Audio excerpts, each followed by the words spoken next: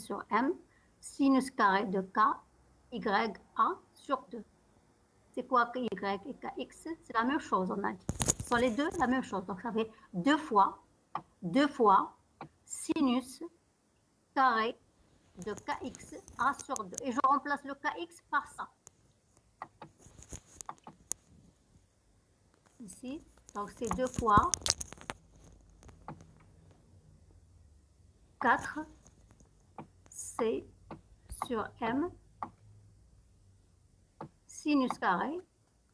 Vous me suivez? KX A sur 2. Et KX, on a dit, c'est quoi? C'est racine de 2 sur 2K. Donc, je remplace racine de 2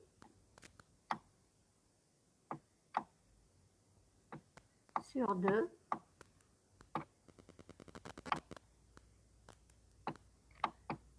K.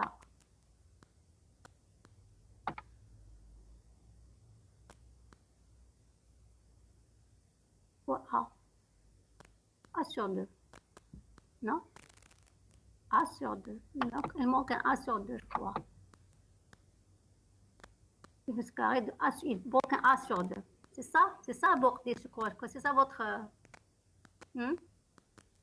Il fallait peut-être poser la question autrement. C'était ça? Il fallait dire, il y a une erreur.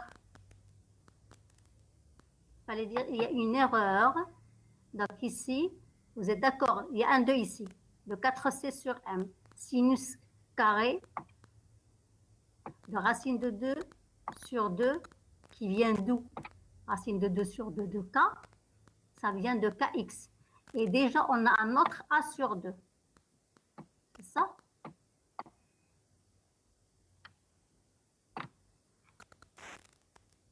Donc ici, vous aurez sinus carré.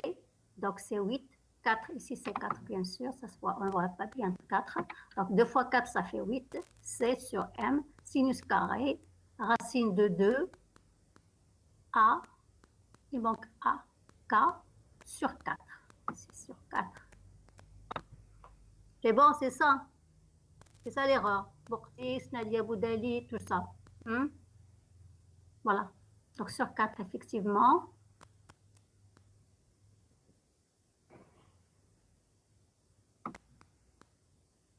Donc vous corrigez partout.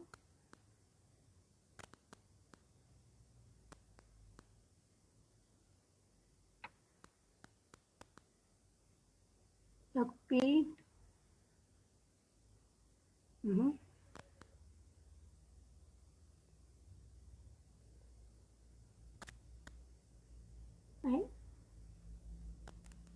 Donc si je mets racine de 2Ka sur 4, donc ici, 2.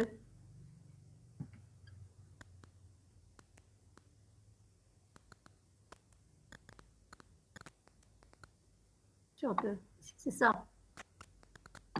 Si c'est 4, 4pi, ça m'étonnerait.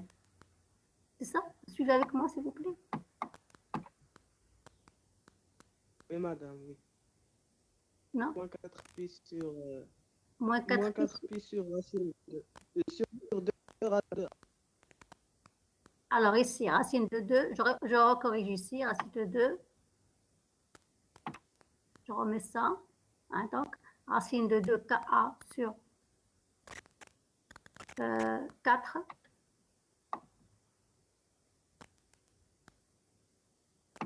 Entre pi sur 2 et ça. Et donc, c'est 2pi. 2pi, c'est ça. 4. Et là, moins 4. Qu'est-ce que j'ai? Si 2pi, madame, 2pi. 4pi sur 2. Non, 2pi sur racine de 2. 2pi sur racine de 2. 2pi sur racine de 2. A. C'est ça? Oui, madame. Voilà. Le A en bas, attention, toujours le réseau réciproque, la longueur c'est en bas. Donc il vous reste K compris entre 2pi sur racine de 2, A, et là, c'est entre 2pi sur racine de 2, A. Voilà. Donc, ce 2 sur racine de 2, voilà, c'est 2 sur racine de 2. C'est bon? Donc, ici, il faut corriger, je crois. Pi sur racine de 2.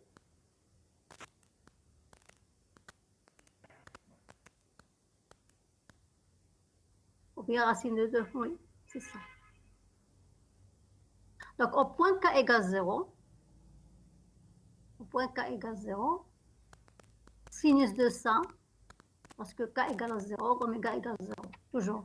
Hein. Lorsque ça tend vers double ici, c'est 2 racines de 2C sur M. Et là, lorsque vous avez K est égal à plus ou moins ça, plutôt c'est plus ou moins 2pi sur racine de 2A. Hein. Donc, c'est corrigé aussi, hein, racine de 2pi.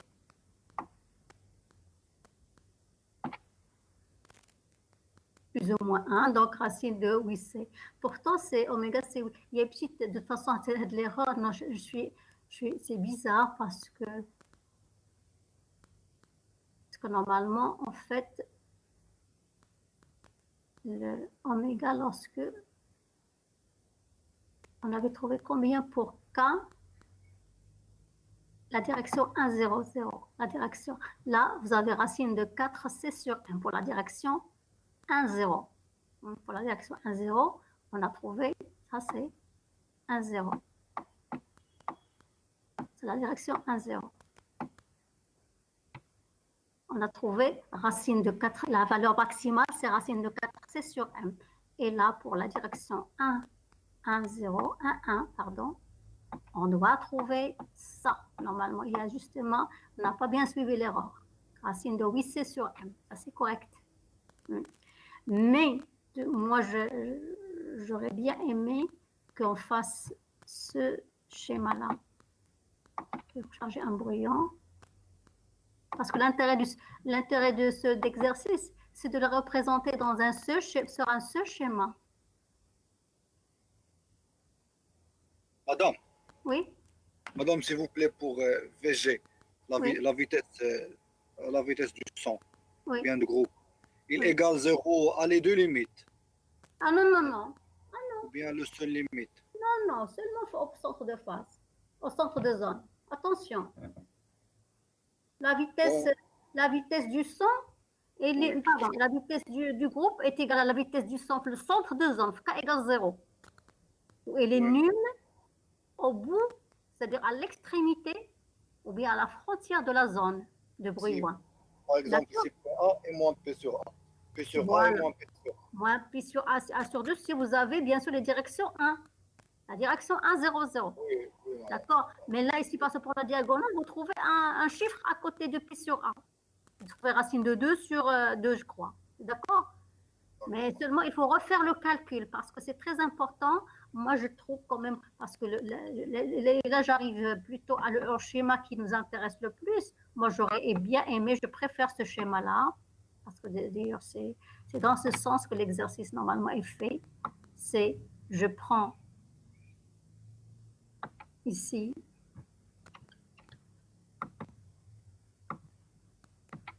pardon,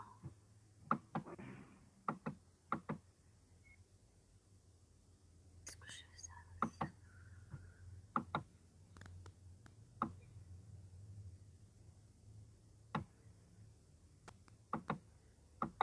Je prends ici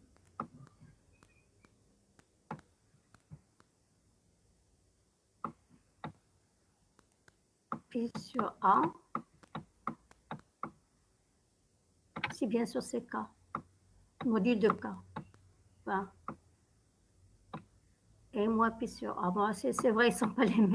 Il y a le côté le plus lent, normalement il doit être le même. C'est moins Pi sur A. Et donc je trace seulement une seule. Là, c'est 1, 0.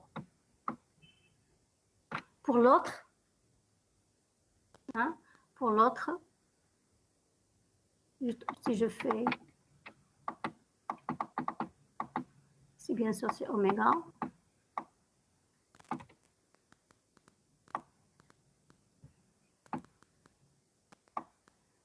ici c'est un peu exagéré, je vais barrer celui-là parce qu'il faut que ce soit la même longueur, le même segment, la même distance. Ici c'est pi sur A et là c'est moins pi sur A. À l'œil, ici je vois que c'est plutôt d'ici.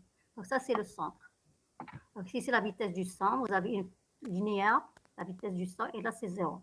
Maintenant si vous prenez la direction 1, 1 et vous la tracez sur le même graphe, c'est ça l'intérêt, c'est pas de les tracer dans des graphes différents. Donc ici, qu'est-ce qu'on a obtenu le maximum? C'était racine de 4c sur m, c'est ça. Vérifiez s'il vous plaît. Racine de 4c sur m, c'est bien ça?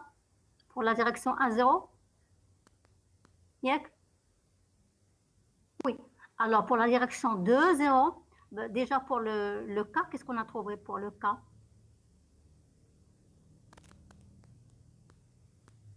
Le cas est compris entre quoi et quoi?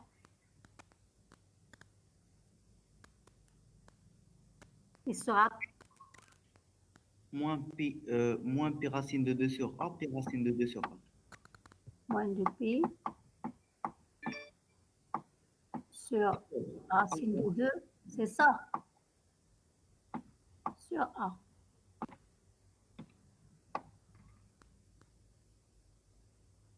Qui est plus grand? C'est cette valeur, pi sur A, le cas ou là, ce cas-là? 2 sur racine de 2, c'est quoi? C'est moins de 1. C'est 1 sur racine. Là, 2 sur racine de 2, il est inférieur à 1. Yek? 2 sur racine de 2 inférieur à 1. Donc, ce cas-là, la valeur de K est inférieure à pi sur 1, n'est-ce pas? Vérifiez s'il vous plaît, vérifiez parce que c'est très important. Oui. Et il faut ici petite à la deuxième. Je n'ai pas compris la phrase. Dites-moi, qui est plus petit? C'est celui-là ou celui-là? Est-ce que ça et c'est un petit inférieur à celui-là? Rapidement. Oui. D'accord, c'est 0,7. Donc, c'est de ce côté-là. Donc, ici, j'ai 2 pi, par exemple, sur A, racine de 2. Mais ça, je ne le fais pas. Qu'est-ce qu'on fait? Je vais effacer tout ça. Par exemple, ça, d'un côté, le côté positif, je schématise la direction, le côté 2 sur racine de 2 est égal à 1,4. Donc, c'est supérieur.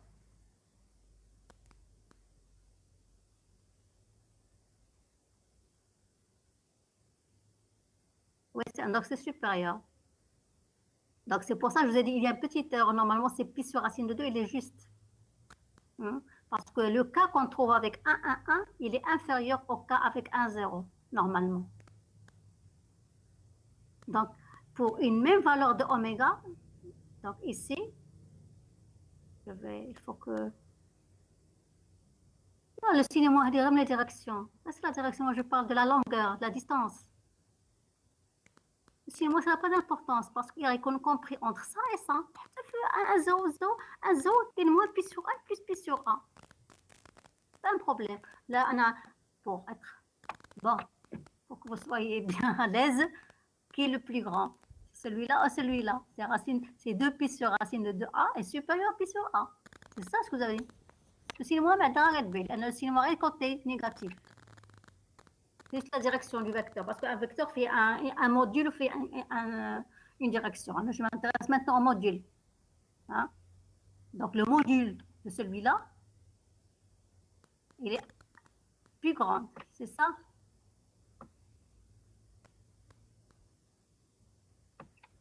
Voilà. Puis sur un plus grand? Non, madame, non.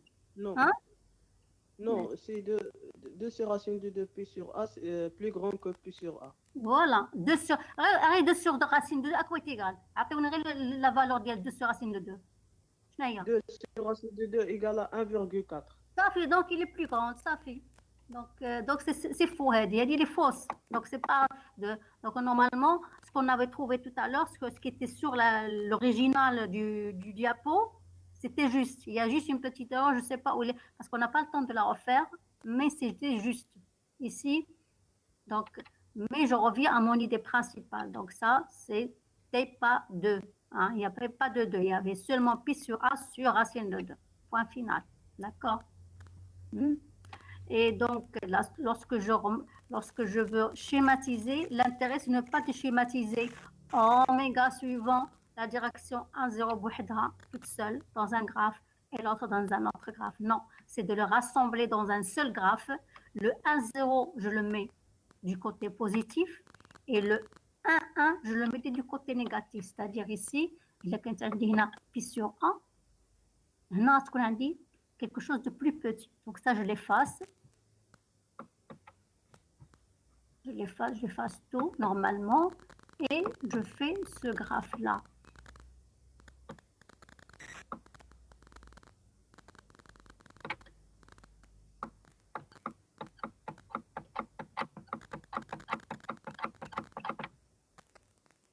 Et ici, quelque chose, supposons ça c'est 5, je ne sais pas, 1, 2, 3 cm, je vais faire à peu près 2 cm ici. Moins, c'est-à-dire moins lent. Donc ici, c'est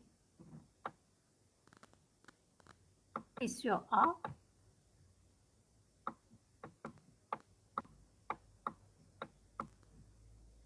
Et dans ce cas, j'aurais fait la direction 1, 0.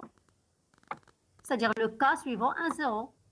Du cas, la direction 1, 0. De ce côté, je vais faire le cas suivant la direction 1, 1.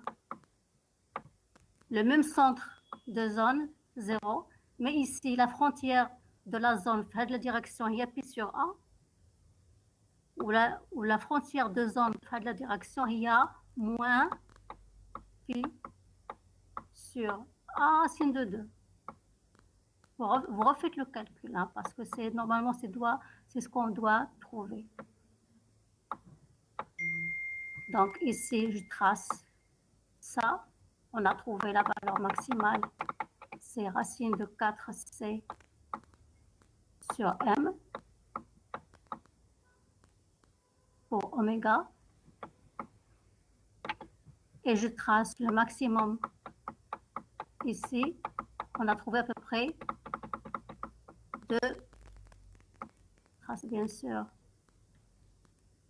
Ici, c'est donc la oméga. C'est ça la légende. C'est oméga, la courbe de dispersion suivant la direction 1, 0. Ici, c'est la courbe de dispersion suivant la direction 1, 1. Et ça, on a trouvé, c'est 8. C'est-à-dire 2 fois, racine de 2 fois ça. Donc 8c sur m. Et qu'est-ce qu'on dit? Pour une même valeur, supposons que c'est la valeur pour une même valeur de oméga. Une même valeur de oméga, elle a un vecteur d'onde plus grand suivant la direction 1, 0 que suivant la direction 1, 1. C'est ça pour un petit peu interpréter la figure. Oui, et dans le diagramme, on trace le plus grand, on trace des directions. Le diagramme, le schéma, on a dit qu'on trace oméga en fonction de K. Le K, il a une direction. Donc, j'ai le bien pour interpréter mon résultat, pour qu'il y ait un sens physique. Je veux interpréter quelque chose, donc il vaut mieux que je le trace sur le même graphe. D'un côté, je trace le 1, 0. Je peux tracer par exemple le 1, 1, 1 de ce côté. Et donc, dans ce cas, j'aurai ici plus pi sur A sur racine de 2, ou on a 1, 0, mais un peu plus lent ici, de ce côté. Parce que pi sur A, il est plus grand, la distance, la valeur, le chiffre que vous obtenez en faisant pi divisé par A, il est plus grand que faisant la division pi sur racine de 2a. D'accord? Donc, je trace les deux dans le même graphe seulement pour déduire quelque chose. Il ne faut pas vraiment donner des résultats seulement comme ça, sobres, des résultats, poser un résultat et c'est tout. C'est bien d'avoir un esprit d'analyse. Ici, ce que je remarque, ici. Suivant la direction. Bien sûr, c'est pas si moche que ça. C'est une belle courbe, c'est une sinusoïdale, donc il faudra tracer correctement. Seulement, je n'ai pas les outils ici, en plus, c'est rapidement. Je le fais rapidement. Et donc, si je trace ici, par exemple, un oméga, qu'est-ce que je remarque ici, suivant la direction? Le K qui correspond à ce oméga, il est plus lent dans la direction de 1,0 que la direction 1,1. Déjà, vous pouvez dire ce commentaire-là. Eh bien, si vous dites ce commentaire bien pour quelqu'un qui est vraiment juste... on ne lui a même pas demandé ça, c'est vraiment extraordinaire. لبحيات احتاجتم شويه كتقولوا هذا الشيء حيت من الصخير انا ما كنفهمش هذا الشيء اللي كتهضر بهذه الطريقه هذه داكور عشان الصخير سي با لو لانغاج avec lequel on travaille s'il vous plaît هذا الشيء خليهم بيناتكم يفضل سي هاد الدارجه avec la darija avec les lettres latines si vous le gardez pour vous-même d'accord entre vous. Hein? C'est bon? Donc, c'est ça. Enfin, le point important de cet exercice, c'est d'avoir un petit peu le cas à deux dimensions, comment ça se passe. Et que ce n'est pas très difficile par rapport au cas à une dimension. Il suffit de raisonner, de dire que vous avez un vecteur de position R, X, Y, Z, et vous avez un vecteur d'onde qui est Kx, Ky, Kz, à trois dimensions. Hein? Si à une dimension, c'est Kx, si à deux dimensions, Kx, Ky, si à trois dimensions, Kx, Ky, Kz. Hein? Deuxième point, c'est que lorsque vous tracez votre relation de dispersion, vous la tracez suivant des directions bien déterminées. Hein? Donc, c'est pour ça ici, j'ai fait K en légende, K suivant 1, 0. Et donc, c'est bien, on vous a demandé de les tracer, on ne vous a pas précisé, est-ce que vous êtes dans le même graphe ou pas? Donc, je le fais dans des graphes différents. Mais est-ce que ça m'a donné quelque chose à interpréter? Non. Donc, maintenant, je le fais dans deux graphes différents. Dans le même graphe, je vois que j'ai un vecteur plus lent suivant pour une même pulsation, c'est-à-dire pour une même énergie, etc. J'ai bien une même fréquence. J'ai un vecteur d'onde qui est lent par rapport à l'autre qui est plus petit dans la direction 1, 1. Et c'est normal parce que vous avez ici, regardez, si je fais des sphères ici, sur le... supposons que c'est ça votre plan. Donc ici, vous avez au centre, vous avez des sphères, Kx, Ky, Kx carré plus Ky carré est égal à constante, Kx carré est égal à constante, etc. Même lorsque vous vous approchez de cette frontière, on n'a plus de cercle, on a juste la trace d'elle, on a juste cette trace, on a juste la trace, juste une trace d'un cercle, on ne le voit pas tout entier. Pourquoi? Parce qu'on s'approche de pi sur A. Et maintenant, ici, vous êtes toujours sur Kx à peu près, Kx, Ky, Kx, Ky, qui sont les mêmes. Mais une fois que vous approchez de la frontière, c'est-à-dire que c'est le vecteur d'onde suivant la direction 1, 1, 1 qui va l'emporter. Ici, 1, 1, vous allez voir que la décoin, vous allez voir que la trace du cercle, des arcs. Donc, vous allez voir juste des arcs de cercle. Et c'est ça, ce sont les surfaces à pulsation constante. Isofréquence, les surfaces isofréquence. Je n'ai pas compris le diagramme, madame, on a qu'à entre moins de pi sur racine de 2a et de pi sur racine de 2a. Pourquoi tu as toujours moins pi sur racine de 2a? Non, non, j'ai dit que... Non, vous n'écoutez pas, parce que le juste, c'est ça. Parce qu'il y avait une petite erreur dans le calcul, essayez de la retrouver. On doit trouver ça, point final. D'accord? Parce que le vecteur d'onde, suivant la direction 1, 1, 1, il est plus petit que suivant la direction 1, 1, 0. Ça fait? Ah oui, oui, bien sûr. On peut inverser les valeurs, c'est-à-dire dire le côté 1 de ce côté. et le côté 1, 0 de ce côté. Maintenant, on a moins pi sur A plus lent que plus pi sur A racine de 2. C'est tout. Ce schéma-là, c'est juste, comme on dit, c'est un effort de plus pour vous insinuer, plutôt que vous encourager à toujours analyser vos résultats et avoir quelque chose à interpréter. Hein, parce qu'on ne vous le demande pas, c'est vrai, dans l'exercice. Mais ce serait bien un petit plus, c'est toujours bien bénéfique pour vous. Ça vous apprendra à faire des commentaires, à interpréter des résultats, à interpréter des courbes. Hein. C'est pour ça que je fais ce schéma-là, c'est tout. Hein. Mais ça en tient à une conclusion très importante. Mais malheureusement, vous n'avez pas encore Si on avait vu justement le chapitre 5, vous pouvez comprendre les surfaces à pulsation constante. Parce que tout ce que j'ai tracé ici, c'est pour par exemple, une pulsation constante. Je prends une pulsation, je vois que le cas ici, il est plus lent que le cas là. Et ainsi de suite. Mais une fois que je me rapproche de ce coin, ici que je descends parce que j'ai kx carré plus ky carré. Donc, c'est l'équation d'un cercle. Donc, mais ce cercle, ça commence des cercles, toujours mais à un certain moment, je ne vois pas le cercle entier vers ce côté-là. Vers les coins, je ne vois pas le cercle entier.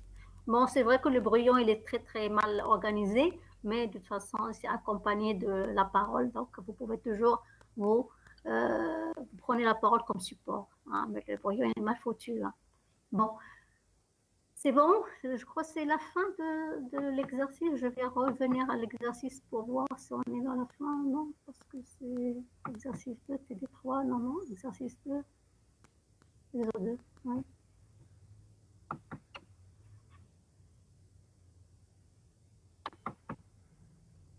Oui, c'est la fin, non. Capacité calorifique, oui. Capacité calorifique. Dans le demande de 2 bytes. Donc, ici, c'est calculer la capacité calorifique. Toujours la capacité calorifique, on a dit, pour reprendre un petit peu l'enchaînement, c'est la dérivée. En même temps, on révise, hein, d'accord. Pour reprendre l'enchaînement des choses, vous avez une capacité calorifique à calculer. Il suffit de s'appuyer. Le point de départ, c'est la définition. La capacité calorifique, et par définition, c'est la dérivée de l'énergie par rapport à la température. Donc, cette énergie, on va la voir d'où? C'est une énergie ici qui est mise en jeu lorsque le réseau vibre. Lorsque le réseau vibre, ça veut dire que tous les atomes vibrent en même temps. Et donc, cette vibration, ça donne une énergie interne au cristal. Donc, cette énergie interne, ça s'appelle l'énergie de vibration. Et donc, c'est cette énergie qui va justement nous permettre de calculer cette capacité calorifique. Donc, tout notre but d'abord, c'est de calculer l'énergie. Et comme bien sûr, pour calculer cette énergie, comme elle est quantifiable, les valeurs de K sont quantifiées. Donc, le K n'a pas toutes les valeurs possibles ici, entre le 0 et le P et la frontière de zone, pi sur A. Parce que lorsqu'on trace normalement ça, on a l'impression que toutes les valeurs de K sont permises, alors que ce n'est pas ça. Normalement, toutes les valeurs possibles ne sont pas permises, mais seules les valeurs possibles sont ça. Si on prend les conditions limites de von Karman, c'est-à-dire les conditions limites périodiques. Ça, c'est compris, ça, c'est le cours. Donc, vous avez à 2 dimensions. Donc, vous avez Kx égale à n de pi sur L et Ky égale à n de pi sur L. Ou bien, vous pouvez dire Kx égale nx de pi sur L et Ky, c'est ny de pi sur L. Ici, on a pris le même L parce qu'il s'agit d'un réseau carré. Si ce n'était pas un réseau carré, il faut faire le Lx et le Ly. Ici, Kx, c'est nx de pi sur Lx et Ky est égal à ny de pi sur Ly avec n, ce sont des valeurs entières qui appartiennent à z, positives ou négatives. Donc, les valeurs sont discrètes. Oui. Madame, pour Kx et Ky, c'est bon la valeur. Mais madame, pourquoi on a dit que le pas de variation pour Kx et Ky, et 2pi sur L. Je ne comprends pas, madame, s'il vous plaît. Voilà, parce que lorsque vous faites ça, par exemple, ça, on a dit ça sur le 0. Donc, la valeur K pour n égale à 1, c'est ça. N égale à 2, c'est ça. Donc, vous aurez ici 2pi sur L, 0, 2pi sur L, 3pi sur L, 4pi sur L, etc. jusqu'à la valeur maximale. La valeur maximale, c'est pour petit n égale le nombre d'atomes ou bien le nombre de modes. D'accord? C'est ce qu'on va calculer.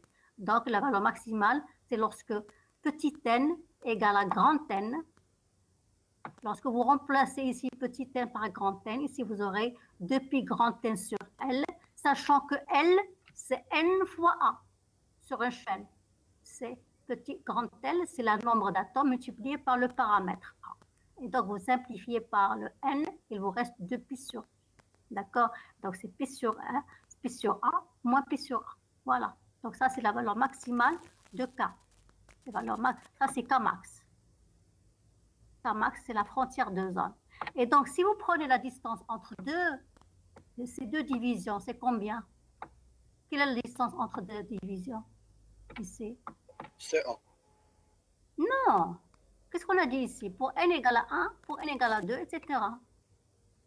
C'est 1.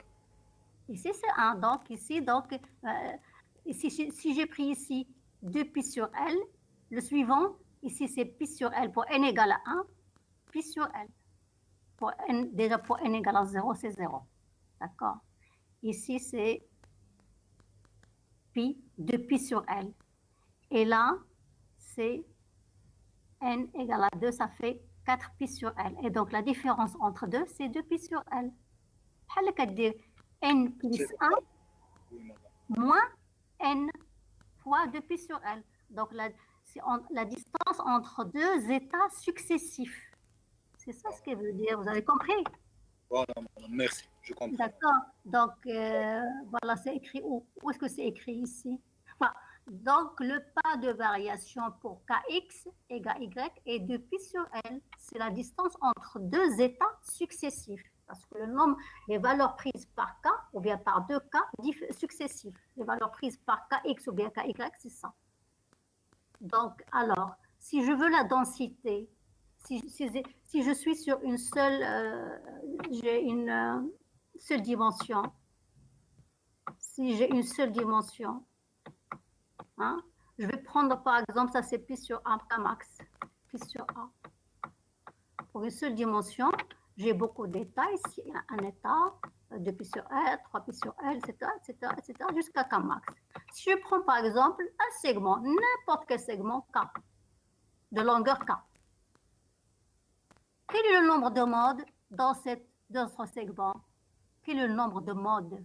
Le nombre n de modes. C'est-à-dire le mode, quand je dis le mode ici, c'est ces petites valeurs, ces petites divisions. Combien?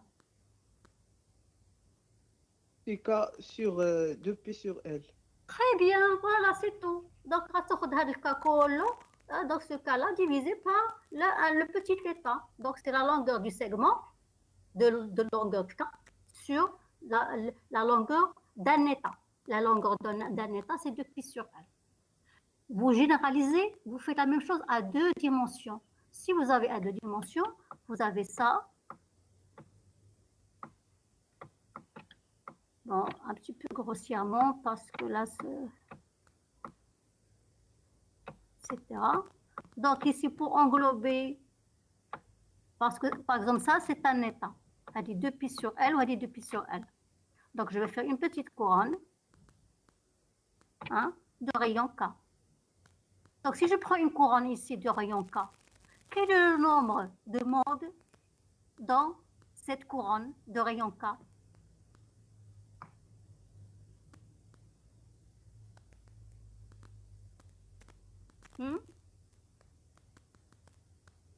Quel est le nombre de modes dans ça, on a dit ça c'est à une dimension. Ça, c'est à deux dimensions. Quel est le nombre de modes? C'est, ici j'ai dit, c'est la longueur, c'est le segment de longueur K sur la longueur d'un état. C'est une dimension, donc je parle de longueur. Quand c'est à deux dimensions, je parle de quoi? Je parle de surface. D'accord? Donc c'est la surface de cette couronne de rayon K, la surface du courant de rayon K, c'est pi K carré. Sur la surface de ce petit état-là, de cet état-là, qui fait 2pi sur L ici et 2pi sur L sur l'autre direction, Kx et Ky. D'accord? Et la surface d'un état, c'est 2pi sur L fois 2pi sur L. D'accord? Donc, c'est 2pi sur L au carré. Donc, c'est pour ça le nombre de modes, c'est pi carré, qui est la surface de la courante de rayon K sur 2pi sur L. Ça, ce sont les clés pour calculer la densité. Vraiment, si vous avez compris tout ça, rien que le nombre de modes, c'est bon. Donc, ça, c'est pour une dimension. À 3 dimensions, vous avez la même chose. Vous avez un cube, hein, et vous le divisez à 2. Vous avez tout ça dans le cours. Hein, dans le cours, ici, donc, vous avez sur le cube, ici, vous avez pi sur A, bien sûr, de l'autre côté, moins pi sur A suivant X. Ici aussi, suivant Y, vous avez pi sur A et moins pi sur A. Sur Z, vous avez pi sur A et moins pi sur A. Et sur chaque état, vous avez sur chaque direction, vous avez un petit cube de dimension 2pi sur L, 2pi sur L, 2pi sur L. Donc, si vous voulez le nombre de modes dans le cube, hein, je prends le cube pour faire Lx égale Ly égale Lz. Mais sinon, vous pouvez avoir le cas général Lx différent de Ly différent de Lz. Donc, c'est là, je parle ici longueur, surface, ici, ce sera le volume. Donc, le volume d'une sphère de rayon K divisé par le volume occupé par un état. Donc, le volume d'une sphère de rayon K, c'est 4/3 de pi K3. Et le volume divisé par le volume occupé par un état, ça sera 2pi sur L à la puissance 3. C'est tout. D'accord? Donc, revenons à notre cas ici. Donc, ça, j'ai fait le rappel des trois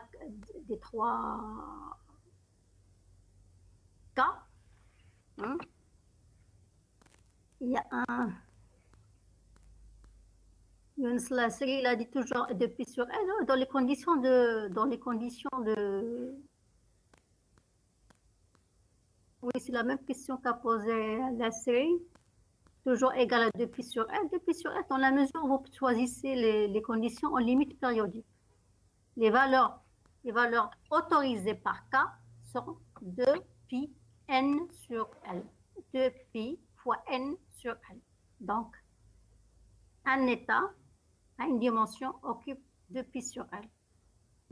Le pas de variation, c'est pour Kx, c'est pi sur L.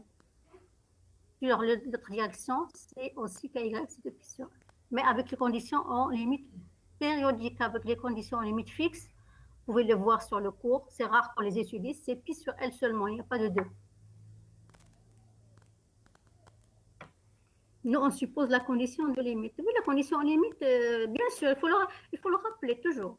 Là, par exemple, ce n'est pas demandé. Par exemple, ici, ce n'est pas demandé, mais pourtant, on a commencé par ça. Dans l'exercice, est-ce qu'on vous a demandé, est-ce que c'est demandé? Regardez la question. Évaluer la densité de mode transversale ainsi que la pulsation de bail. On ne vous a pas dit prenez le cas des conditions en limite fixe. Non, c'est à vous de faire ça. Obligatoirement, pour calculer le nombre de modes, pour calculer un G de K bêta, il faut obligatoirement la dérivée. Pour dériver quoi? Dériver de n mode. Donc le n mode, il faut le calculer. Pour calculer le n mode, il faut d'abord dire que je vais choisir les conditions en limite périodique qui font que ça, etc. Hein? Voilà, donc la densité de mode, ça va être G de K est égal à n de mode. Hein? N mode, c'est l'aire occupé par un cercle, comme je vous ai dit, sur aire occupée par un mode.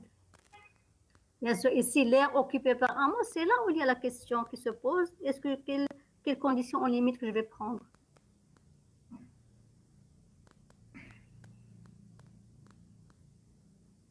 Oui, et dans ce cas, on a surface de cercle, oui, parce qu'on a 2 dimensions. À 2 dimensions, j'ai dit qu'on a la surface d'un cercle de rayon de K. Et donc, la surface d'un cercle ici, c'est ici aire occupée par un cercle. Il faut ajouter ici de rayon K. De rayon K.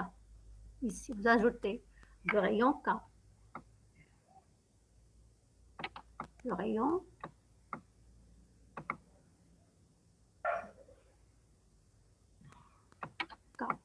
Si c'est à 3 dimensions, vous dites c'est le volume occupé par une sphère de rayon K. L'aire occupée ou bien la surface occupée par un mode, c'est Kx fois Ky, c'est-à-dire 2π sur L fois 2π sur L. Très bien, c'est ça.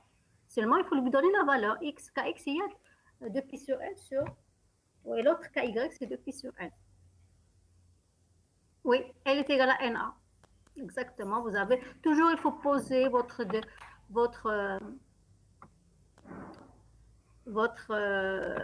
schéma, que vous avez ici une chaîne. Hein. Hein. Ici, c'est la chaîne et la L. Ici c'est Na. D'accord? Vous avez n atomes. Normalement, c'est un peu...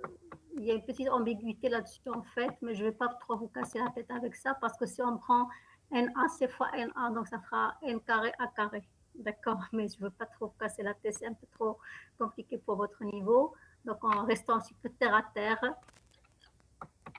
si vous allez un petit peu loin dans votre cursus, vous pouvez encore comprendre davantage de choses. Voilà. Donc, c'est bon, ça, il faut bien le comprendre. G de K, c'est la clé. Et la clé qui fait sa clé, c'est N-mode. Et le N-mode, c'est ce que je vous ai dit, à une dimension, à 2 dimensions, à 3 dimensions, ce que ça vaut. Nous sommes à 2 dimensions, donc ça sera l'air. Et donc, c'est pi K carré sur 2pi sur L, le tout au carré. Voilà. Donc, bien sûr, il faut savoir écrire les conditions aux limites périodiques. Les conditions aux limites périodiques, ça veut dire que vous avez U de xy. À une dimension, c'est U de x égale U de x plus L. À 2 dimensions, c'est U de x plus L. Y est égal à UY plus L. D'accord? À 3 dimensions, c'est la même chose. Donc, c'est toujours cette longueur L qui fait la périodicité. Et donc, on applique tout ce qui a été dit en général, on l'applique ici par les chiffres. Donc, n mode, c'est pi carré, etc. Et donc, ça vous fait un G de K. C'est bien connu. Hein? Bien connu, le G de K à 2 dimensions, c'est le carré K, bien sûr, avec les conditions limites périodiques. Donc, comme vous voyez, G de K dépend de la puissance 1 de K. Elle varie. Comment est les G de K à une dimension?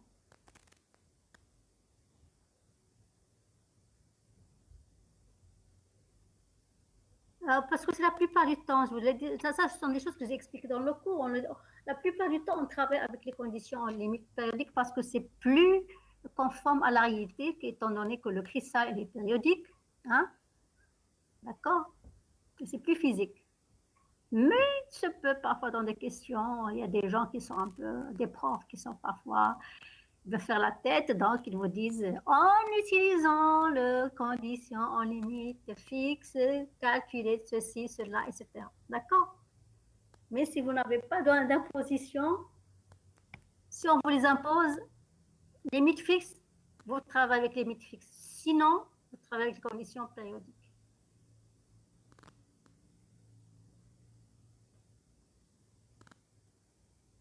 Alors, dites-moi, à une dimension, ça vaut combien le G de K? L sur 2pi. L sur 2pi, très bien. Donc, hein, je rappelle ici une chose importante, c'est que vous avez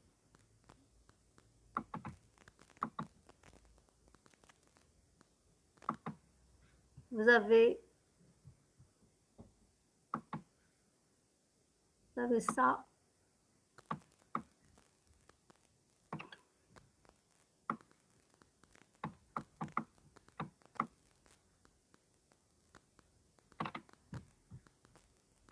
Alors, les G de K ou bien les G de oméga. Je vais laisser ça pour le G de oméga, mais ce n'est pas grave. Je vais y revenir. Je veux faire le G de oméga. Non, je vais prendre le stylo maintenant. G oméga. Et ceci, c'est oméga. G de oméga, ici. Ici, en fonction de oméga. Et là aussi, G de oméga. Je vais dire pourquoi 3 schémas, parce que je le fais à aux différentes dimensions. À une dimension, à 2 dimensions et à 3 dimensions. Parce que vous allez voir que c'est une comparaison qui est intéressante. Hein? Ici, c'est une dimension. Ici, c'est à 2D. Et là, c'est à 3D. Et je reviens sur le cours, sur le corrigé. Je ne veux pas représenter G de K, bien que c'est la même chose. Ce n'est pas un problème. On a dit que c'est l'exercice 2.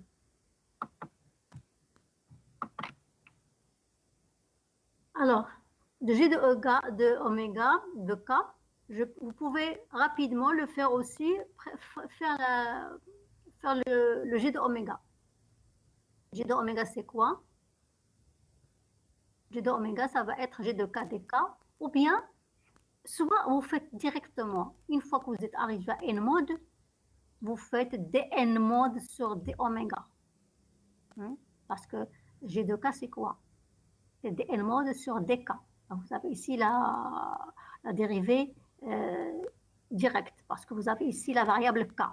Mais si vous avez la variable oméga, vous pouvez très bien faire G de oméga est égal à dn mode sur d oméga, c'est-à-dire qu'il faut transformer k ici par son expression en fonction de oméga. Donc, cette expression en fonction de oméga, elle ne vient que de la loi de dispersion. Et cette relation de dispersion, si vous vous rappelez bien, elle contient un sinus. Donc c'est un petit peu compliqué. Donc, on fait des approximations. Ici, on vous dit de prendre l'approximation de base, c'est-à-dire Vl oméga est égal à Vsk. Supposons qu'on ne vous le demande pas, qu'on ne vous dit pas, on vous dit rappelez le modèle de Debye, l'approximation de Debye. Rapidement, vous écrivez oméga est égal à Vsk. Okay? Donc ici, le K ici, vous le remplacez par oméga sur Vs. Donc ici, vous aurez oméga carré sur Vs carré. Et donc, qu'est-ce que vous aurez? Vous aurez G de oméga, elle varie avec oméga carré. Donc, elle varie comme oméga carré. Ici, c'est un petit peu. Sinon, comme on a fait ici, rappelez-vous toujours de cette définition. G de oméga est égal à ça. Et dn mode aussi, à partir de là, dn mode, c'est quoi? dn mode, c'est G de k dk. G de oméga est égal à dn mode. Et dn mode, c'est quoi? C'est G de k de k. Donc, c'est équivalent. Donc, G de oméga est égal à G de k. Si vous avez déjà commencé à faire G de k, donc autant l'utiliser. Donc, vous l'utilisez ici. Et dk sur d oméga, vous l'avez à partir de là. Hein? Le modèle de Debye. Donc, vous le calculez à partir de là. Or, Vs est égal à ça. C'est ça ce que j'ai fait cette flèche. Donc, c'est écrit. C'est pas la peine que je fasse cette flèche. C'est écrit juste en bas. Hein? Et donc, d oméga sur dk est égal à 1 sur Vs. Maintenant, donc vous aurez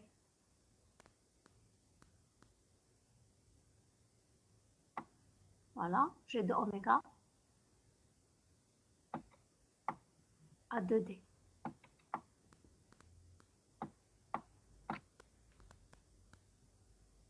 Si vous avez à 3 dimensions, d'ailleurs c'est ce qu'on a dans le cours. Dans le cours, on a travaillé à 3 dimensions, le cas général. On a trouvé G de oméga est égal à quoi? Si vous vous rappelez bien, elle varie comment ici? On a dit ici en oméga carré. Vous vous rappelez? C'est pour ça qu'on a fait la fréquence de coupure. Et donc, je reviens à mon schéma de tout à l'heure pour vous généraliser. Non, c'est pas ça.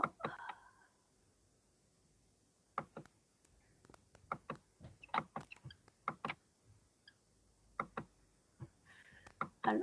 Oui? Oui? C'est bon. Je croyais qu'il n'y avait plus de sang. Tableau. Alors, à une dimension, elle est constante.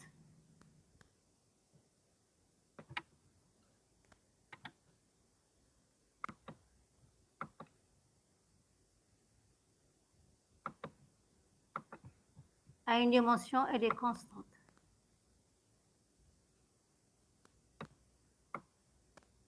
D'accord, elle ne varie pas en fonction de oméga. À 2 dimensions, on vient juste de voir qu'elle varie avec comme une fonction linéaire. D'accord, quelque chose fois oméga. Il est linéaire.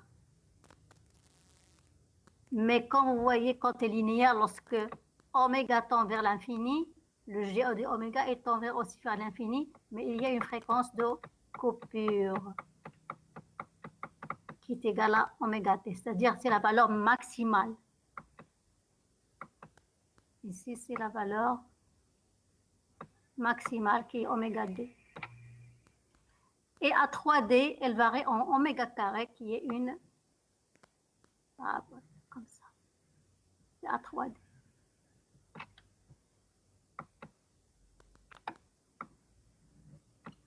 Et là aussi, elle varie, elle va continuer indéfiniment lorsque oméga augmente, mais on la coupe ici, c'est-à-dire au-delà de ce oméga d, la densité est nulle. Ici, une fois oméga est supérieur à oméga d, ça veut dire quoi cette courbe? Ça veut dire que lorsque oméga est supérieur à oméga d, la densité de mode dans l'espace de fréquence, ou bien l'espace de pulsation, est nulle.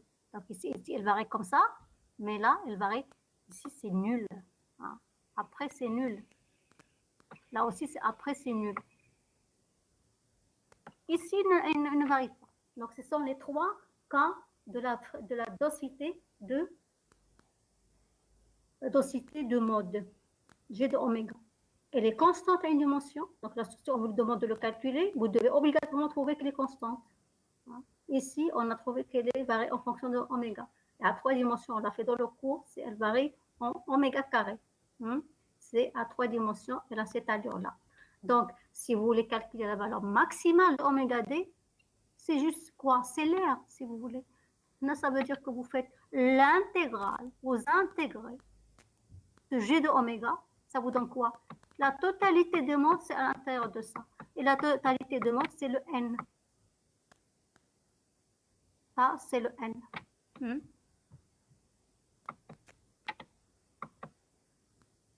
Donc ça, c'est n. Donc il suffit d'écrire que n est égal à l'intégrale de G de oméga d oméga, bien sûr de 0 jusqu'à oméga d.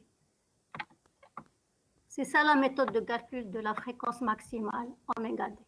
Que ça soit ici ou ici, les deux. Bon, j'espère.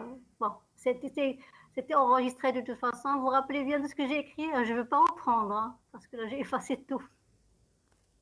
C'est bon? Donc, je reviens à mon... Non. Non, ma force, non. On a assez, vraiment, on travaille comme des fous cette semaine, donc on ne peut pas, non. On est partout, bon, soit à la fac, soit en fin de faire des lives. Je suis désolée.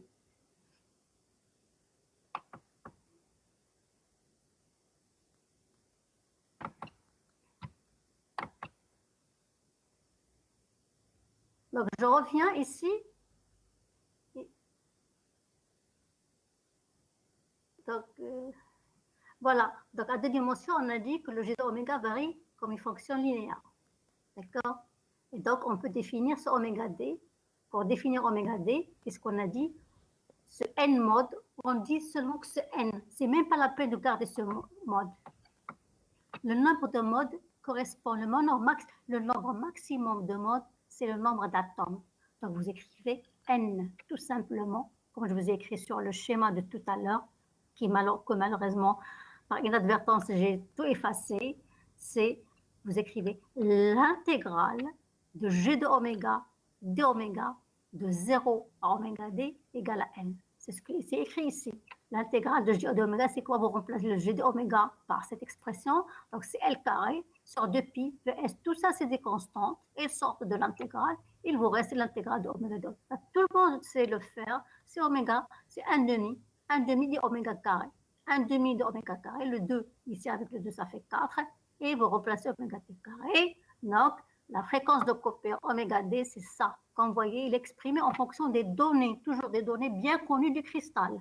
Donc, vous avez la vitesse du son, normalement, qu'on peut calculer, hein, ou bien qu'on vous donne, par exemple, le n, par exemple, à la rigueur, si on n'a pas un n, on peut donner le nombre d'Avogadro, par exemple, et puis vous avez le L, la longueur du cristal, c'est tout. Voilà, donc ça c'est la fréquence de coupure. Après, on vous demande de calculer l'énergie totale du système. L'énergie totale du système, c'est ça. 2, pourquoi 2? 2, c'est pour 2 dimensions. Hein?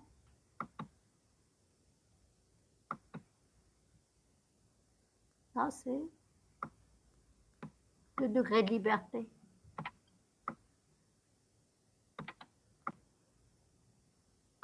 Hein? Donc, vous remplacez tout. Ça, c'est le nombre moyen ici. C'est très important. Le nombre moyen, c'est la distribution,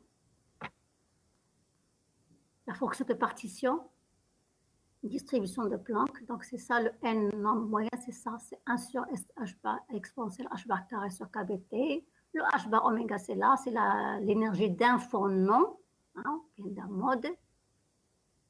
Toujours, Younes Lasseri, énergie, toujours même expression. Mais seulement, il faut vous reporter au cours. Ça, c'est le point de départ. Mais il faut vous reporter au cours parce que regardez ici, on n'a pas intégré. On a intégré parce que c'est le modèle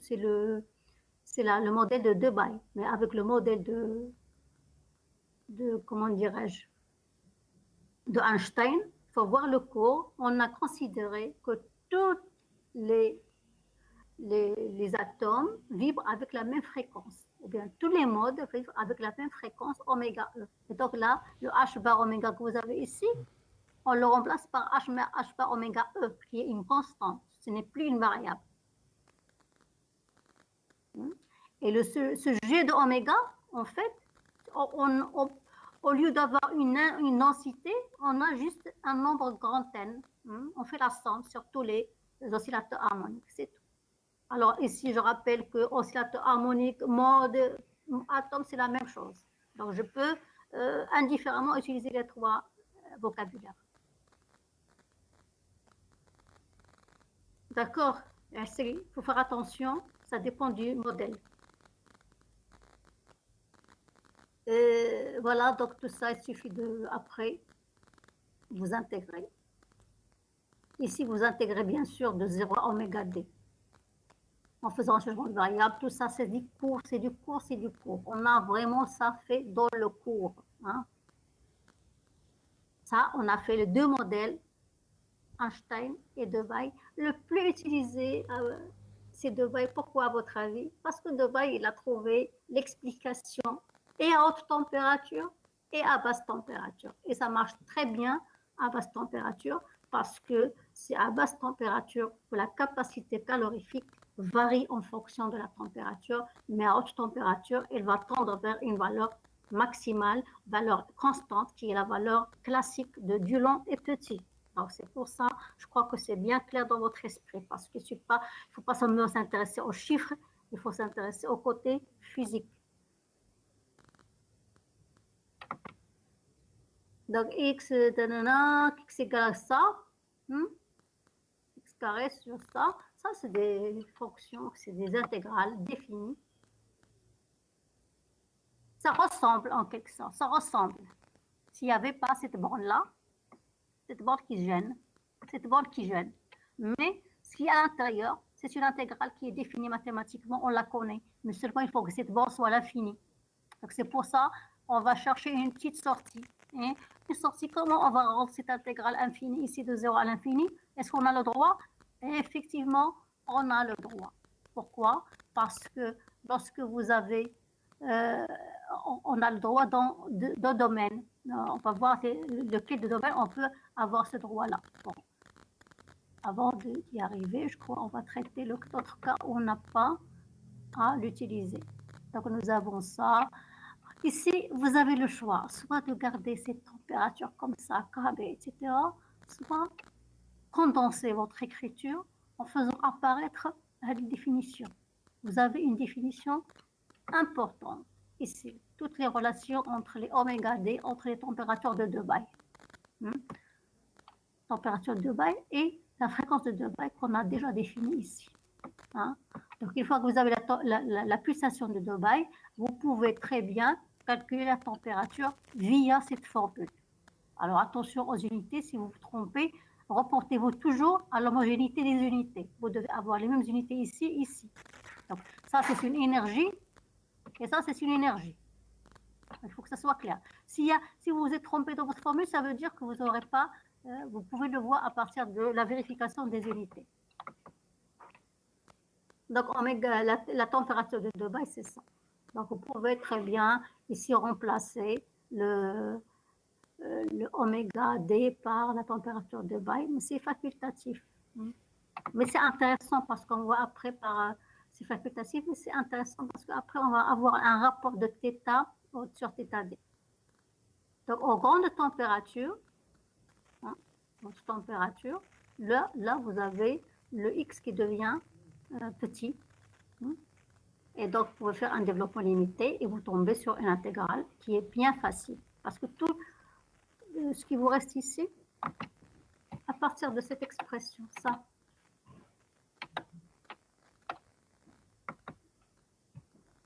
c'est à partir de cette expression que vous devez faire cas extrême. Pour calculer cette intégrale, il faut faire le cas extrême. Le cas où ça, là on va l'appeler X. Le cas où le X est très petit, c'est-à-dire haute température, et donc là, très petit, vous pouvez faire un développement limité de l'exponentielle, ou bien le cas où les basses températures X n'est pas petit, il est grand, et donc ça, on va tomber sur l'intégrale que vous connaissez, qu'on connaît mathématiquement. Donc, haute température, donc l'exponentielle, ça devient ça, et donc ça vous facilite l'intégrale. Oui, c'est une relation. Vous avez toujours h bar oméga est égal à kbt. H bar oméga t, là, vous avez, alors, vous avez h bar oméga est égal à kb, vous la connaissez. H bar oméga est égal à kbt, vous connaissez ça. Il y a toujours cette relation. Seulement, puisqu'il y a un d ici, on met un d ici. Pour ne pas confondre la variable t avec la température de Dubaï, on note ici la température, au lieu de t, on note θ, c'est tout. Mais cette relation de h bar oméga est égale à kbt, c'est une relation qui est bien connue.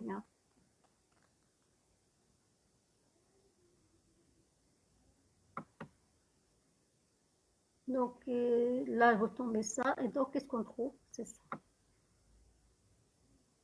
Du lent est petit.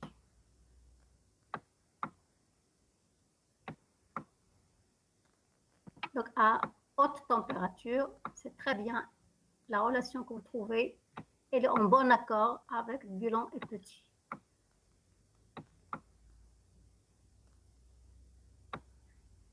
La relation classique. Du lent tiré petit, parce qu'il y a deux monsieur ici, du lent et petit. Donc ici, pour du lent et petit, à une dimension, on trouve E est égal à NKBT, à deux dimensions, on trouve 2 NKBT, et à 3 dimensions, on trouve 3 KBT. D'accord? Oui? Non, il n'y a plus de ça. Allô? Oui, c'est bon? D'accord? Donc, voilà, CV est égal de NKB, donc elle dépend de la température, et donc CV, c'est de NKB, c'est la valeur de du en petit. Plutôt, c'est ça, la du en petit, c'est mieux. Il vaut mieux parler du du en petit, il parle surtout. Bien sûr, il attribue à l'énergie cinétique 1 kBT par degré de liberté, 1 kBT pour un atome. Bien sûr, pour n atomes, ça va être multiplié par n. Donc, 1 kBT pour un degré, 2 kBT pour 2 degrés, et 3 kBT à 3 degrés. Et donc, on trouve 2 NKB pour la capacité calorifique, qui est constante et qui est conforme à la loi classique. À basse température, justement, on se retrouve avec ça.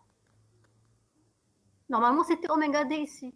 Mais, puisque ici, X est infini, d'accord, puisque X est grand, devient grand, parce qu'à basse température, X devient grand. Et puisque au lieu de oméga D, on va faire, au lieu de X D, on va l'appeler X qui peut devenir infini parce qu'il est grand. Donc, on peut remplacer XD ici par l'infini. D'accord? Là, il faut bien sûr, si vous avez un document, ici, c'était XD, normalement, XD. Mais XD qui est grand, très supérieur à 1.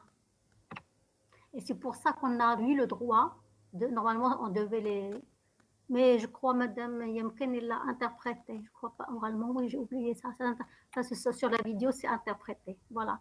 Donc, c'est parce que XD est très supérieur à 1 que vous avez le droit de passer à une intégrale de 0 à l'infini. Et donc, cette intégrale de 0 à l'infini de cette x carré sur x moins 1, c'est une intégrale définie mathématiquement. Elle vaut 2,4. Donc, vous avez les intégrales x à la puissance n sur ex moins 1 à la puissance quelque chose, ou bien à la puissance 1, ce sont des intégrales définies qui ont des valeurs, ils sont tabulées, donc on les connaît. Donc il suffit de les chercher sur des tables mathématiques et on trouve les valeurs correspondantes. Une erreur de quoi, je ne sais pas. Vous avez dit une erreur, c'est possible. Quelle énergie? Alors, l'énergie, il y a une erreur. Laquelle?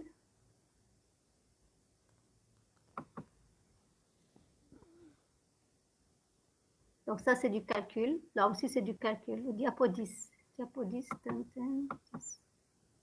Là, ça.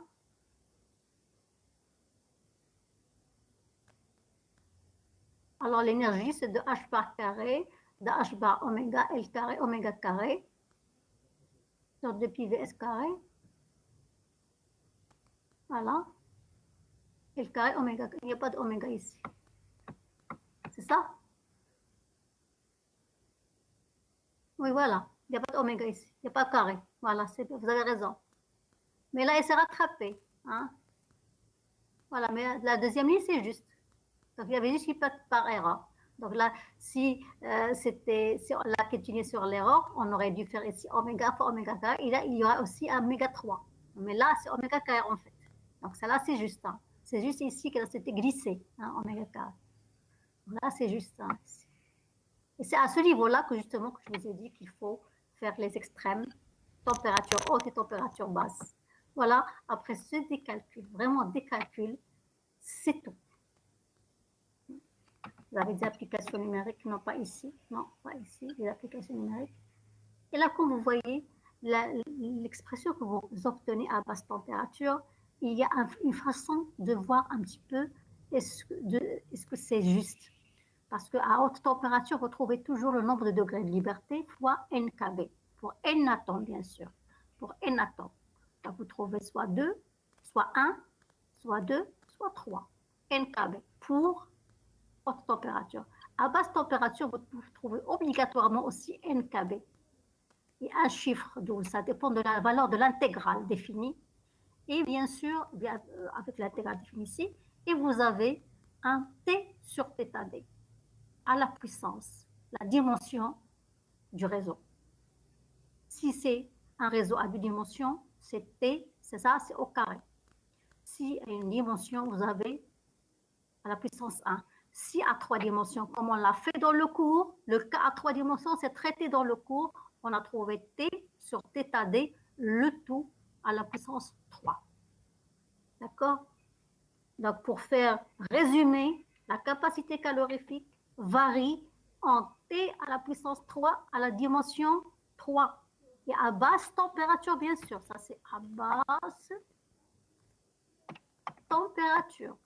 Très important, parce que haute température, elle est constante, et tend vers la constante de NKB.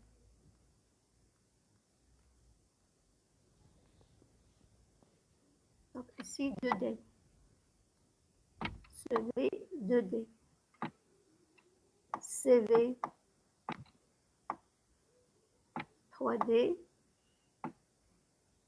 L proportionnel à T3. D'accord? Ici, c'est proportionnel à T2. Ici, c'est à T3. toujours à basse température. Voilà, donc c'est la fin de cet exercice. L'exercice 3.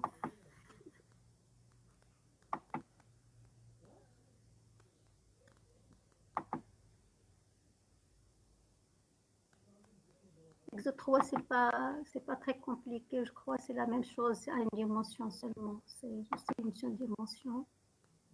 Vous êtes récepteur. Juste, il y a juste l'exercice qui est lent, hein, mais sinon, ce que ça veut dire, c'est rapide. Vous avez un réseau linéaire très simple, c'est celui qu'on allait traiter dans le cours.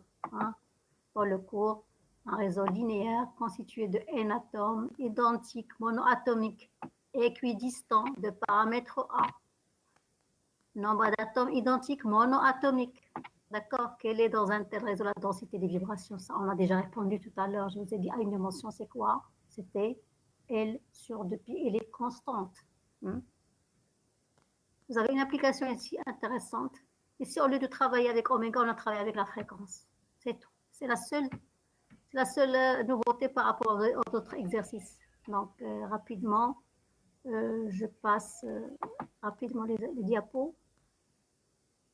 Même définition, ici, ligne de longueur K, ou bien segment de longueur, comme je vous ai dit tout à l'heure. Hein. Donc, c'est L, c'est K, un segment de longueur K, divisé par L sur 2π. Mais comme vous voyez, ma collègue ici, dans la correction, on n'a pas sauté rapidement en disant que c'est K sur L sur 2π. On a d'abord justifié qu'on va utiliser d'abord les conditions en limite périodique. Ici, L sur 2π. D'accord? Il faut d'abord justifier, après le faire ici. Donc, G de K égale sur 2π. dn mod, c'est G de nu. Hein?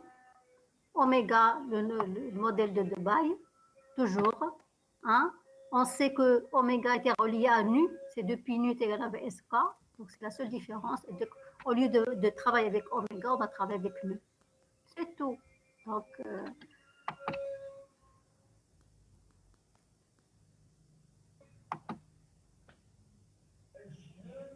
vous voyez ici, on a trouvé l'intégrale à basse température. On trouve l'intégrale x, c'est pas x carré, ex moins 1.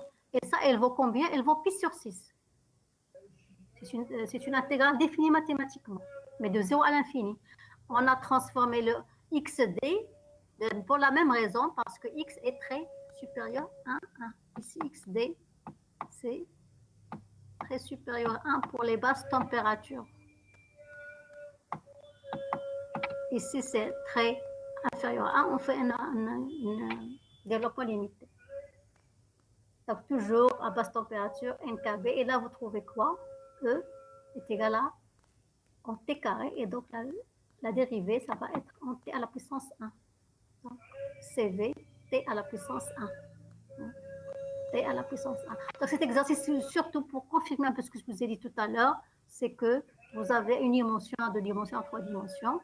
Là, par contre, les applications numériques, ici, voilà, c'est intéressant parce qu'une fois, moi, j'ai donné une fois une application numérique. Je vous ai demandé aux étudiants en faisant une application vous-même, une application numérique vous-même. Donc, pour calculer CV, vous aviez quoi? Vous avez le besoin du paramètre A pour calculer le L, d'accord? Et on a besoin de VS. Bon, il y a des étudiants qui m'ont proposé pour le paramètre A, par exemple, des valeurs qui sont vraiment inouïes. Alors que on peut pas l'imaginer parce qu'on a dit déjà, on chantait sur les toits que pour la distance interatomique, elle est de l'ordre de 1 angstrom. Donc, en moindre des choses, on vous a demandé de faire une application numérique, vous prenez pour A égale 1 angstrom. Et non pas 1 centimètre, et non pas 1 kilomètre, et non pas 2 millimètres ou bien 2 micros. Vous dites, je suppose que A est égal à 1 angstrom. Là, vous êtes réaliste, parce qu'on travaille avec des distances interatomiques. Pour la vitesse du son, j'ai déjà dit, moi j'insiste énormément sur les ordres de grandeur. Donc, vous devez être capable, en tant que SMP5 en physique, vous devez être capable de savoir les ordres de grandeur de toutes les grandeurs physiques les plus courantes. La vitesse du son dans l'air, tout le monde sait, c'est de l'ordre de 400, 300, ça dépend. Mais là, dans les cristaux, je vous ai dit, il est au-delà de 1000. Donc, au moins, vous dites c'est 2000, 1000 mètres par seconde. D'accord? Il y a même 5000 dans l'acier, etc. Donc, il ne faut pas me dire c'est 300. Donc, seulement pour voir est-ce que vous êtes attentif à ces ordres de grandeur. Là, on vous donne des valeurs numériques et donc on vous demande de calculer la température de bail. Ici, et la chaleur spécifique. La chaleur spécifique. Une fois que vous avez calculé la température de bail, lorsqu'on vous demande de calculer la chaleur spécifique, on vous dit à quelle température il faut la calculer parce qu'on n'oublie pas que nous sommes en train de toujours de dire que CV, hein, c'est notre sujet de ce chapitre, CV en fonction de T. Donc, lorsque je veux calculer C, ici, c'est en fonction à une température quelconque. Donc, ici, on vous demande de la calculer à la température 10 degrés K. Donc, lorsque vous calculez la température de Dubaï, elle va vous guider, vous orienter. Est-ce que vous devez la calculer avec le modèle de Einstein, c'est-à-dire qui marche à haute température, ou bien le modèle de Dubaï qui marche à basse température? Qu'est-ce que vous remarquez ici?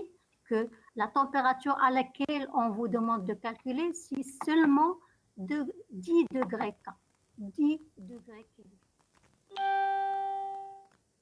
Dubaï qui est de 480 à peu près.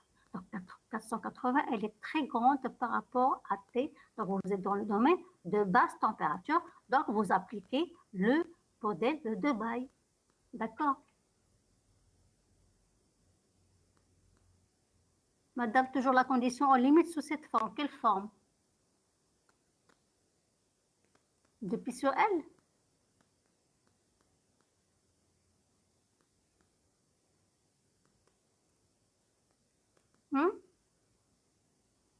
Je ne sais pas ce que vous...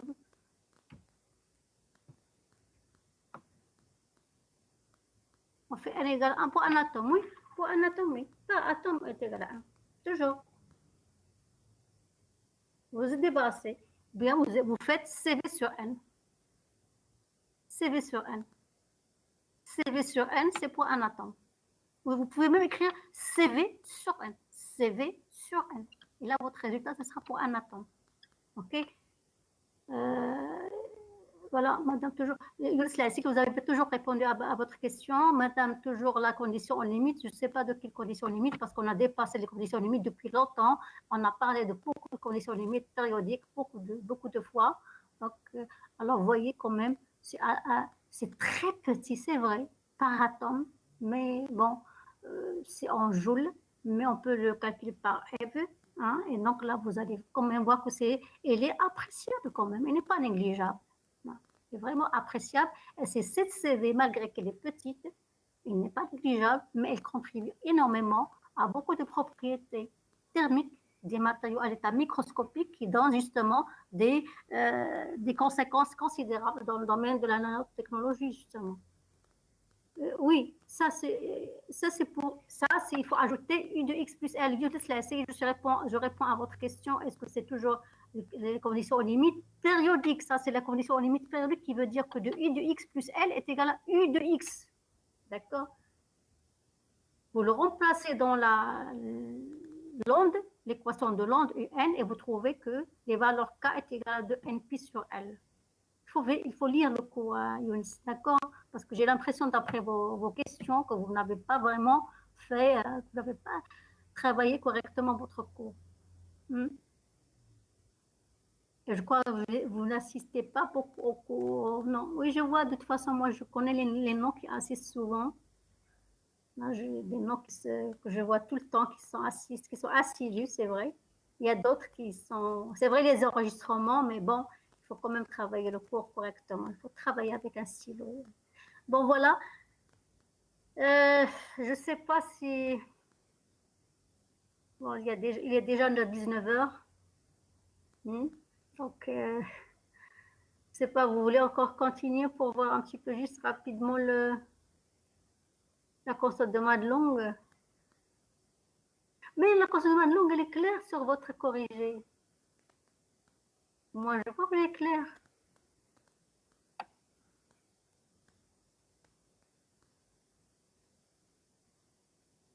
Hein? Elle est claire, non, n'est-ce pas? C'est pas la peine de la faire. Elle est vraiment claire. Même, j'ai revu le corrigé rapidement parce que je devais le charger, donc j'ai mis dans un dossier pour le charger pour si exercice 3 TD2. Vous voulez le voir, l'exercice 3 TD2?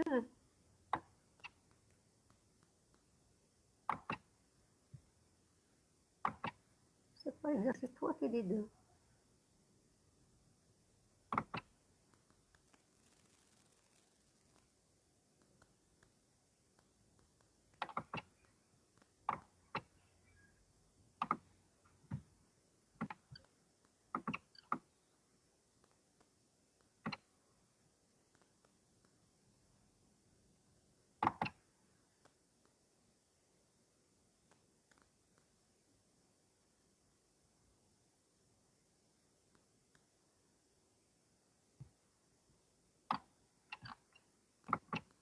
Je vais le charger donc rapidement. Mais tout est clair sur le corrigé. Avec les commentaires, je ne vois pas vraiment où vous aviez la...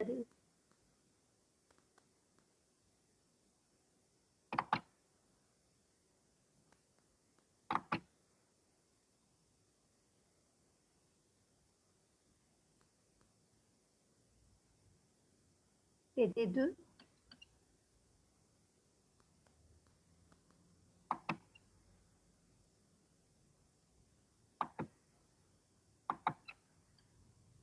Non, je ne suis pas arrivée.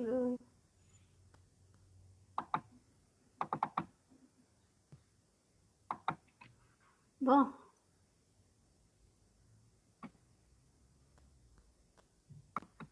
C'est pas ça, je crois. C'est ça, non?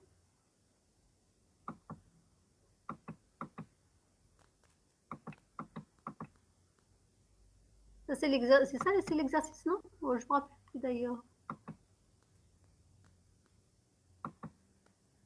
Non.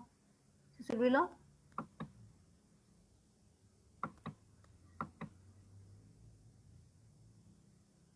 Oui, c'est celui-là.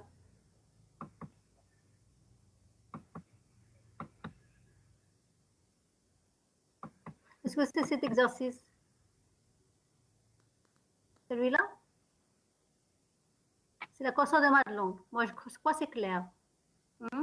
Par rapport à hier, ceux qui étaient là hier, mais on avait oublié en fait les CL- qui étaient sur le centre de face à 3 dimensions, c'est facile.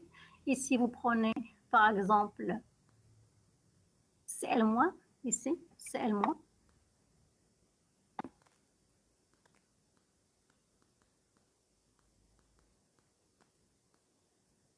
CL-. Alors, on a fait l'inverse ici. CL-, il a pris sur les sites octaédriques. CL-. Ça, c'est CL-. Parce qu'on a, vous savez bien qu'on fait soit CL- sur les origines ici, soit sur les sites octaédriques. Et là, c'est les NA+, non? Non, non, non.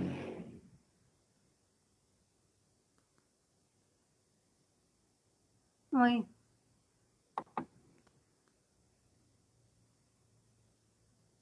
Donc, si vous prenez ici, il y a les 6 premiers voisins au centre des faces situés à la distance A sur 2, c'est-à-dire 1 sur R, proportionnel avec une charge 1,5. Donc, si vous prenez dans le premier cube autour de l'ion au centre, l'ion central, Nadia Boudali, c'est celui-là que vous dites, Nadia Boudali? Oui. Donc, moi, je préfère ici, donc, ici,